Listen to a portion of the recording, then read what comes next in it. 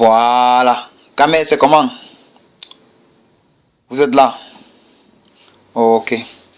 Donc aujourd'hui, on va faire une vidéo pour parler spécialement du match de ce soir.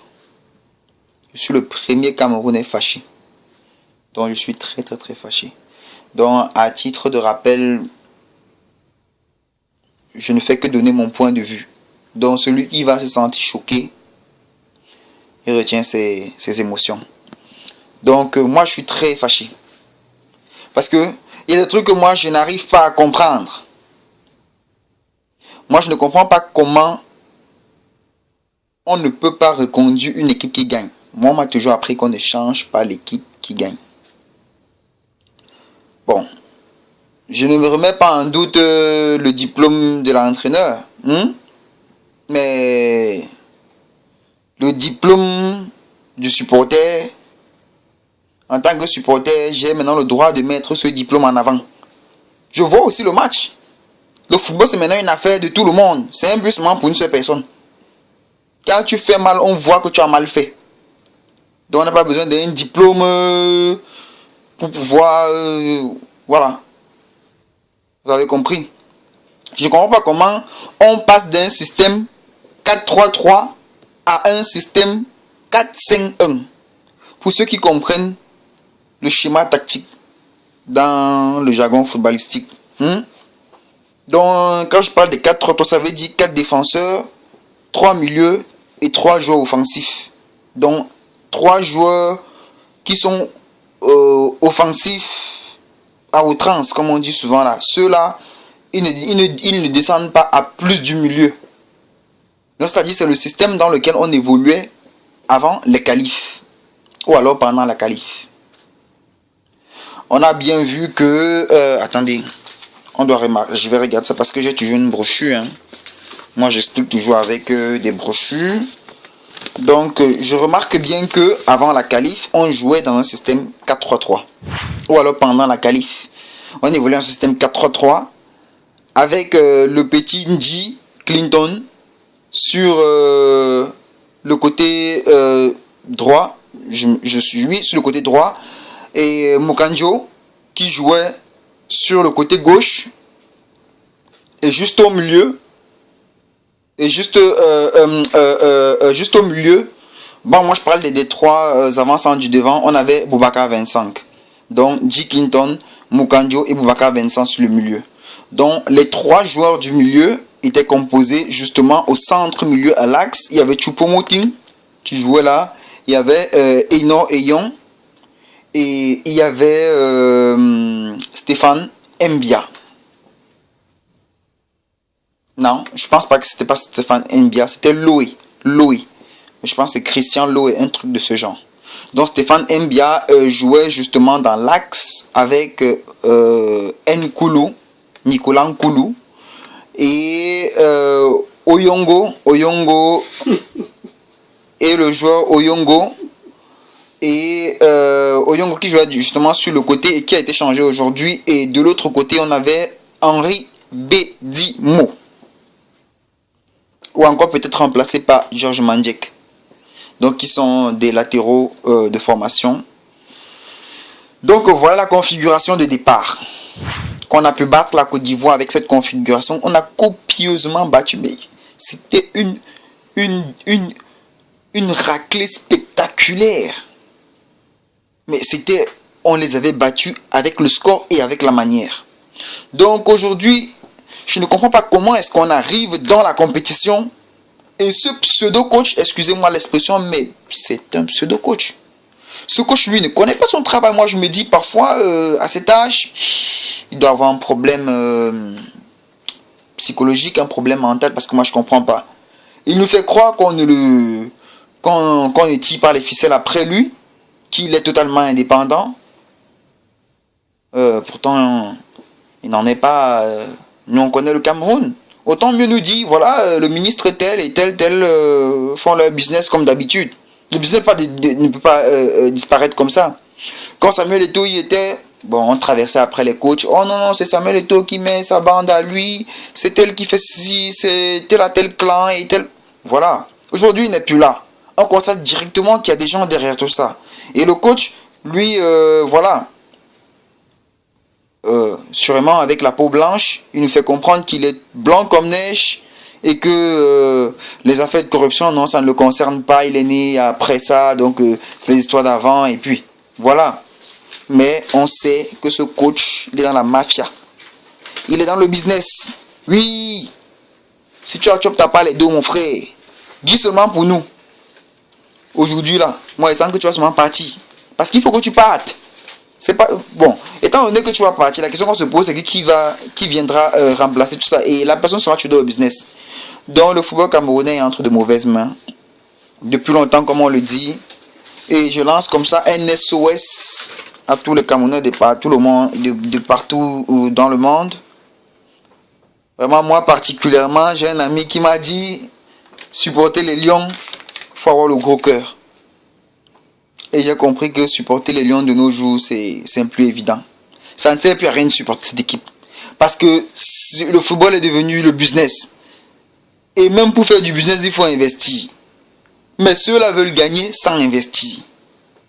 Et avec cette histoire de corruption et tribalisme, mais parce que j'ai eu un regard un peu critique à l'encontre du dispositif tactique d'aujourd'hui. Donc en fait, depuis cette CAN, j'ai eu un regard critique par rapport à ça. J'ai constaté qu'il y avait un tout petit peu du tribalisme dans tout ça. Donc je m'en vais vous donner la composition du match d'aujourd'hui, de la CAN qui s'est jouée aujourd'hui. Donc aujourd'hui, on voit que nous évoluons plutôt dans un système 4-5-1. Mais putain, c'était un système assez compliqué pour un avant-centre qui doit évoluer seul en pointe. Tel que je regarde dans le groupe camerounais, il n'y a pas d'avant-centre capable de jouer seul en pointe. On n'a pas un Patrick Mboma. On n'a pas un Samuel Eto'o capable de se démarquer comme ça facilement ou de surprendre une défense. On ne les a pas. Boubacar Vincent, mais excusez-moi, attendez. Ce mec, il a commencé à jouer depuis 2009. Nous sommes en 2015. Probablement, il sera déjà en fin de carrière. Moi, déjà 6 à 7 ans de professionnalisme. Mais attends, pour un joueur, pour un joueur professionnel, c'est pratiquement 11 ans de carrière. Et puis, il boucle, il rentre, voilà, c'est terminé. Donc ce mec, il est forcément en fin de carrière, il n'a jamais rien prouvé. Donc forcément, il ne sera jamais un grand joueur. Donc c'est ce que je voulais répliquer là-dessus. Donc voilà, je m'en vais vous donner la composition. On évolue en 4-5-1. Donc c'est-à-dire le gardien Ondoa qui a été, mais je dirais, irréprochable dans cette CAN. Si on est arrivé jusqu'à la dernière seconde à attendre et à y croire qu'on pouvait passer, c'est justement grâce à ce gardien. C'est lui qui avait l'espoir, qui a retardé toute cette échéance, toute cette déchéance, je vais dire. C'est lui qui a retardé tout ça. Donc, avec des sauvetages, mais il était vraiment extraordinaire ce gardien. Moi, je me dis, il peut pas jouer seul. On peut pas sauver 40 occasions de but. Donc à un moment donné, il y a un petit poussé qui passe. Et on paye cash et ça fait très très mal. Donc voilà. La composition c'était Ondoa dans les goals comme d'habitude. Moi je pense que ce gardien c'est le meilleur gardien en Afrique. En Afrique, voilà. C'est le meilleur, c'est le meilleur. Il n'y en a pas. Je ne sais pas qui me dira le contraire. Et sur le côté, on me sort un Guioata. Sur le côté gauche. Bah, le côté droit, je veux dire. Un Guioata. Moi, je me suis demandé, mais ce joueur, il joue où? C'est qui celui-là? Et j'ai pas compris. En fait, si vous voulez savoir qui c'est le numéro 5. Allez chercher sur internet. Le numéro 5, Guioata. Putain, mais je me suis dit, mais ce coach, qu'est-ce qu'il fabrique? Bon, sur la lignée de la médiane défensive, on a Nicolas Nkoulou et Aurélien Chedio. Pour Chedio, franchement, ça fait mal au crâne de savoir que ce mec, il est encore dans l'équipe nationale.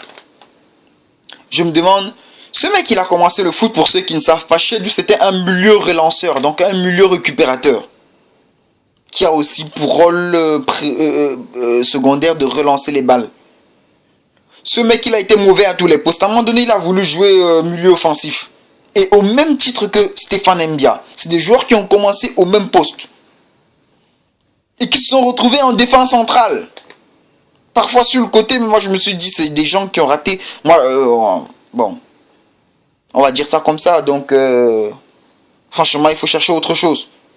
Si le football, c'est pas laisser. Faut laisser. Que de venir au terrain. Comment? Donc, autant de choses. Sur le premier but, je vous le rappelle, on le paye cash à cause de ce joueur, ce latéral Guiouata. Je sais pas où c'est Guiouata ou c'est qui. On remet un ballon. Le mec, il est surpris par la venue du ballon. Il lance un pied là comme un petit poulet qui avait reçu un coup de flèche. Et puis, le ballon est repris par ce jeune joueur ivoirien. Et une frappe enchaînée. Le gardien, il pouvait rien. Moi, je veux pas être à sa place. Donc, voilà. Chiendiou, tu dois partir. Faut laisser. On aurait pu me mettre un cannabis. Je sais pas, même cannabis. Le fils du mec là, ouais. Il y a un canal là quelque part là, oui. Il joue aussi défenseur central.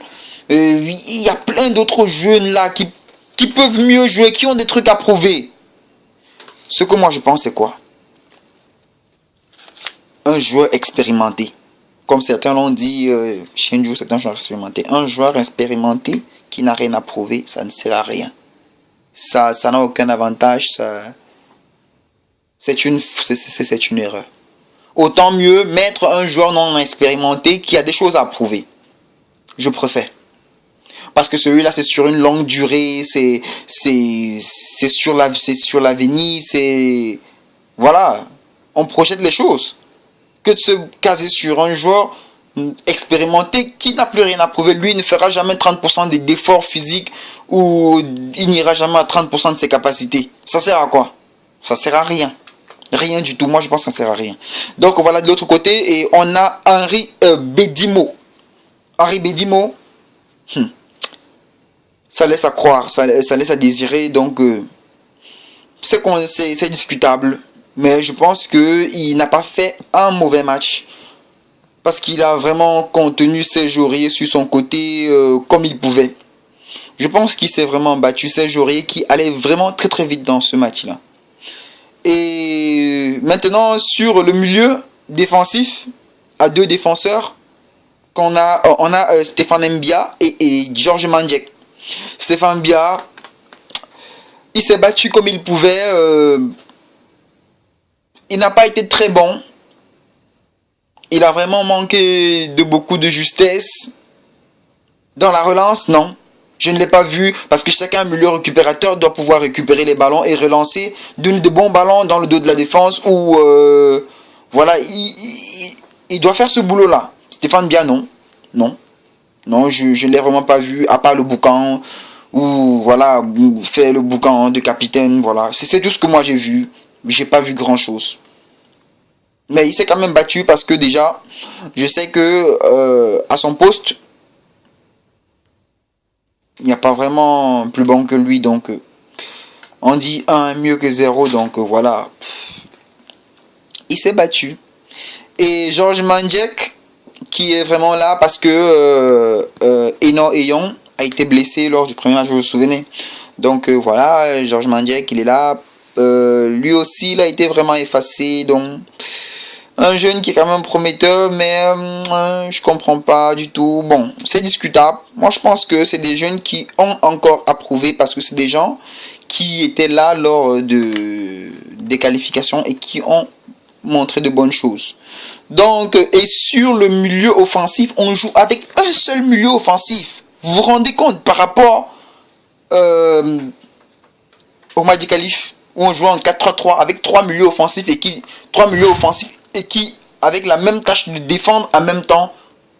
Donc ces trois milieux avec la tâche de monter avec les balles et de revenir défendre en aidant les latéraux et les défenseurs centraux. Donc aujourd'hui, on a un seul milieu offensif. Donc c'est-à-dire quand il reçoit le ballon et que les trois avançants et que les trois milieux, les trois bref, les deux ailiers sont totalement pris. Le seul jeu est de revenir et de faire un retour en recherchant les milieux défensifs pour pouvoir reconstruire. C'est la seule solution. Donc ça a été très compliqué pour Choupo-Moting. C'était très compliqué pour ce mec. Donc autant de choses. C'est vraiment triste de savoir que les choses ont été comme ça. Voilà. Sur le côté, comme je voulais parler des élites tout à l'heure, sur le côté on avait Mukanjo et Sali, Edgar Sali. Mukanjo, ça a été dur pour lui. J'ai vu le mec, il bavait, franchement. Il n'arrivait pas à déborder un joueur. Parce que quand je parle de deux joueurs, c'est trop dire. Un joueur, il n'arrivait pas à déborder. C'était vraiment très compliqué pour lui. Et dire quand le coach camerounais nous a fait a laissé comprendre à la conférence de presse que Ndji avec un pépin physique et qu'il n'était pas physiquement en forme, ou alors il avait voilà, il a laissé entendre un truc comme quoi il n'était pas prêt. Voilà, je me demande s'il n'était pas prêt. Mukanjo, avec cette façon de baver là, était-il vraiment prêt? Voilà, il faut pas se leurrer, hein. Donc on a vu. Et ensuite Edgar Sali. Sali Edgar. Le mec, la palme d'or de la poisse. C'est un poisseux. Moi je dis, comme Papa Canada avait dit récemment dans l'une de ses vidéos, la malchance dépasse la mort. Au lieu de mettre un joueur poisseux comme ça au terrain, mieux mettre même un joueur de division inférieure, ce genre de joueur, au moins quand il se retrouve dans une situation où voilà, la chance, parfois s'il avait la chance avec lui, voilà, il y a de belles choses qui se passent, hein. Qu'est-ce qui se passe avec ce mec? Dans un match, tu as 2 balles, 3 balles de match. 3 balles on va dire des balles de match, parce que tous sont des balles de match, quel qu'en soit le moment où l'action, s'il la concrétise, la physionomie du match a totalement changé. Tu n'arrives à rien mettre, même pas cadré. Première occasion, tu vois un gardien qui sort, tu frappes sur lui. Tu cherches même pas à regarder s'il y a un coéquipier à côté pour filer le ballon ou essayer d'enrouler, ou je sais pas. En tant qu'un joueur offensif, bah, excusez-moi, c'est voilà. Donc c'est incroyable. Deuxième occasion, tu as un ballon qu'on te remet, tu embarques le ballon dans ta course. Je comprends pas. Tu frappes le ballon, tu l'envoies. C'est incroyable. Ce mec. Et c'est pareil pour le deuxième match de la compétition. Je sais pas s'il y a des gens qui se rappellent de cette action où il était face au goal, il cherchait le pied avec lequel il va tirer. Il y a un défenseur malien, guinéen, je sais pas. Je sais même plus trop, voilà. Je sais qu'il y a le défenseur adverse qui est venu récupérer la balle. Le mec, il était... Je me suis dit, mais ce mec, il y a quelque chose qui va pas chez lui, quoi.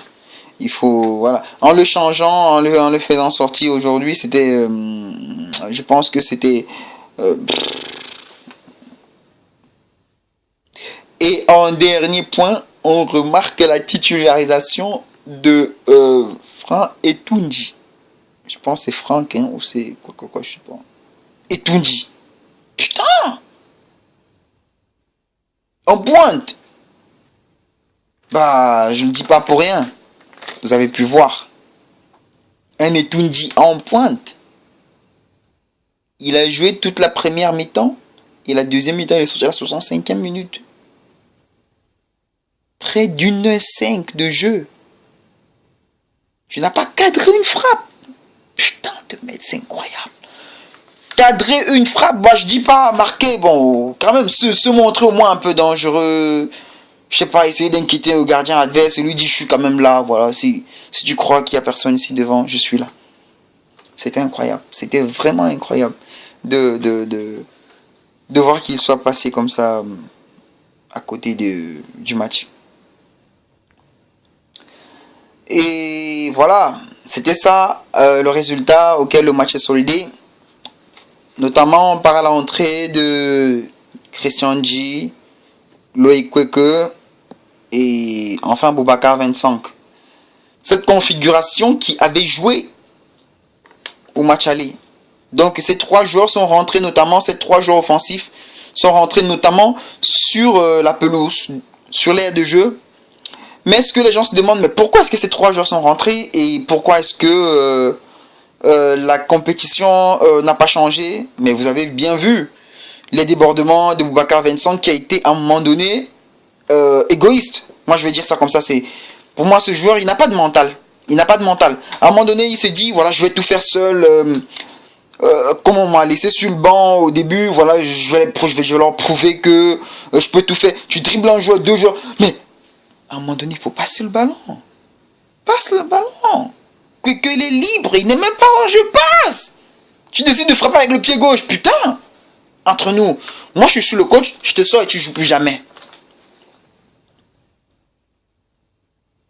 J'ai dû voir que physiquement, qui pesait lourd sur la défense ivoirienne, qui a au moins frappé 2-3 fois, qui a au moins provoqué des coups de coin, qui a joué à son niveau, comme on l'attendait, comme on l'espérait. J'ai dû voir Christian... C'est Christian G, Clinton G, autant pour moi. Qui, putain, une frappe d'éclair. Contrôle orienté, pied gauche. Une frappe vraiment éclair et qui portait vraiment du danger. J'ai dû voir des débordements, des 1, 2, 3 et tout. Bon, ça n'a pas vraiment été suffisant, mais je pense que ce petit, on nous a dit qu'il n'était pas en forme. Mais je pense qu'il y a du business derrière tout ça. Il y a de la mafia. Il y a la mafia dans tout ça. Pourquoi il n'est pas en forme? Et une semaine avant le regroupement des Lions, une semaine avant, pourquoi est-ce qu'il a joué en club s'il n'était pas en forme? C'est avec les Lions. Donc on veut me faire croire que Lyon, le meneur de la première, le meneur de la Ligue 1 française est moins en forme que l'équipe du Cameroun. C'est ce qu'on veut me faire croire. Lui, il joue dans cette équipe-là. Il joue. Bah, s'il joue là-bas, ça veut dire qu'il a le niveau et que il est compétitif. Mais avec les Lions, non, il n'est pas compétitif. Parce que Etunji doit jouer, Baka 25, malgré son manque de forme, malgré son manque de réalisme, il doit jouer, et tous doivent jouer. Vous nous prenez pour des bêtes. Mais de toutes les façons, une chose est sûre, les choses changeront. Et comme vous avez décidé de ne plus gagner, je ne sais pas depuis combien d'années, on est... Mais est-ce que vous réalisez? Rentrer au premier tour d'une Coupe d'Afrique, putain, ça n'était plus jamais. Je ne sais pas si c'est déjà arrivé, je ne sais pas si c'est la première fois où... c'est incroyable. C'est incroyable. Au premier tour avec 2 points, dernier de la poule. Merde, putain, ça fait mal au crâne. Avec cet entraîneur-là, cette vieille chouette-là. Au mondial, tu sors dernier de ta poule avec 0 points. En Coupe d'Afrique, putain, je comprends pas. Mais pourquoi est-ce que... Qu'est-ce qui t'a pris de changer l'équipe qui gagnait? Pourquoi tu changes? L'équipe qui avait cette confiance-là, pourquoi tu changes? Pourquoi tu leur enlèves cette confiance? Donc, voilà. Le tout est fait. J'ai commenté ce que je pouvais commenter. J'ai dit ce que je ressentais, mais de toutes les façons, il faut que cet entraîneur, il laisse l'équipe du Cameroun tranquille. Autant mieux, je pense qu'avec le vieux Akono, les choses se seraient passées autrement. Il est temps qu'on cherche un entraîneur national, même s'il doit toujours subir des pressions, mais au moins, il a le souci de gagner. Moi, je comprends pas l'entraîneur Akono, quand son équipe était en difficulté, le mec, il se levait, il s'asseyait même au bord du stade, il bavardait, il parlait à ses joueurs, il leur disait, voilà, à ce niveau, ils ont bloqué là, parce que, voilà, il essayait de voir telle tactique, essayait de changer, permuter, voilà, il communiquait avec les joueurs. Mais le mec, Ils communiquent pas avec leurs joueurs parce que premièrement, la langue n'y est pas. Ils parlent pas anglais, ils parlent pas français. Il est dans notre pays, il nous coach. Il veut pas s'intégrer. Tu parles pas franc-anglais, tu parles pas français, tu parles pas anglais. Tu viens nous coacher. Bah, il faut t'intégrer. Quelque part, je comprends que tu n'arrives pas à parler avec les joueurs. Mais forcément, il faut bien trouver un moyen. Nous ne sommes pas en Allemagne, au Cameroun, nous ne sommes pas... On parle français là. Et la majorité des joueurs parlent soit français ou anglais. Ou alors, comme tu as décidé d'aligner les joueurs Betty. Parce que oui. Il faut le dire. Parce que si on regarde bien, les joueurs, voilà. Oyongo, ça c'est Betty. Ondwa, ça c'est Betty. Nkulu, ça c'est toujours du centre, quelque part là. Guota, toujours du centre. Mbia, toujours du centre. Voilà. Bon. Vous savez que le Cameroun, c'est les Betty. Et nos grands frères du Nord. Hein? C'est pour ça que vous ne pouvez que voir Sali Edgar.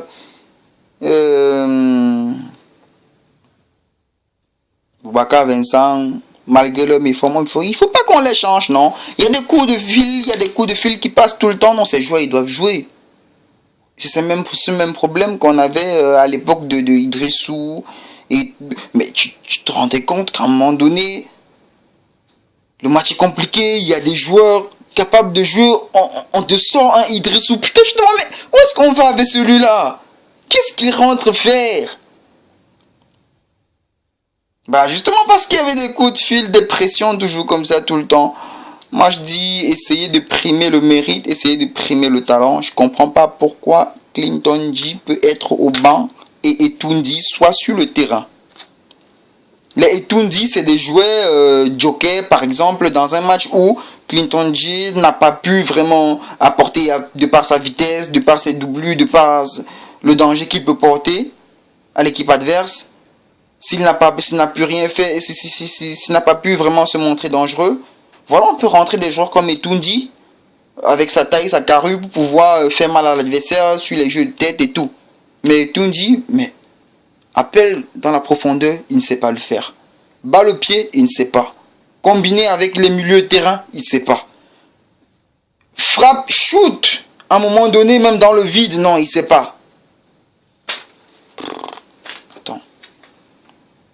C'est vraiment désolant. Et puis voilà, je vous ai montré une démonstration dans cette équipe. Il y a tellement de tribalisme là, on ne prime pas le mérite et tout. Donc vraiment, je suis vraiment choqué.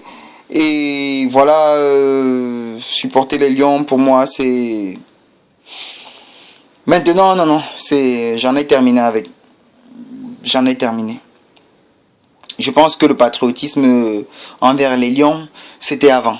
Cette époque, elle est révolue. C'est ce que nous, les supporters camerounais, on n'arrive pas encore à réaliser. On veut toujours se nourrir de ce fantasme-là, comme quoi, non, ça peut renaître. Non, rien à faire. J'y ai cru, mais ça ne renaîtra plus. C'est terminé, c'est fini. C'est fini. Les valises sont bloquées, c'est maintenant du business. L'argent, le foot, il y a beaucoup d'argent à l'intérieur. Il est hors de question, il y a beaucoup d'argent et forcément beaucoup de tensions, beaucoup de mots qui rentrent et tout. Donc voilà. C'était mon mot de fin sur cette rencontre. J'étais très content de partager mon point de vue avec vous. Et sur ce...